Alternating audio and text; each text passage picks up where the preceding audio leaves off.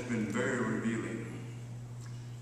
For the first time, really for the first time, a fairly strong light has been put through a fairly strong magnifying glass on how it works, how it really works, with a mega media power such as Mr. Murdoch and his operations, and the various governments in Great Britain. Mind you, that he got favors from and sought favors from both conservative and Labour governments in Great Britain.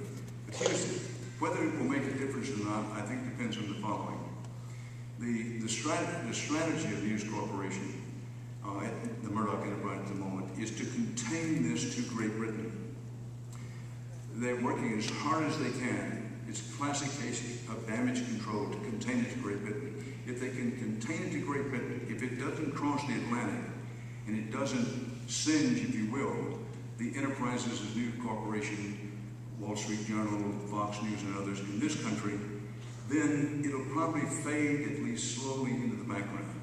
If it makes that leap over the Atlantic, and it's shown, if, and mark the word well, if it can be proven that some of what happened in Great Britain happened in this country, then you might begin to see the first faint edges of real change.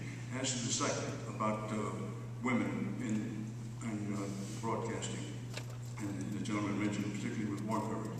Listen, women have made tremendous strides in American journalism, as they have in nearly every other area of the society. Particularly in television have they made strides in being on-camera presence and stars, pioneered by the likes of Arbor, for example.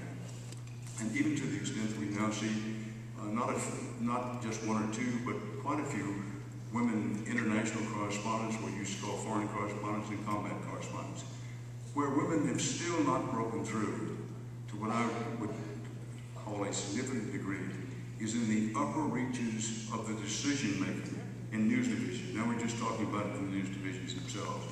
A woman news division president, women executive producers, there are some.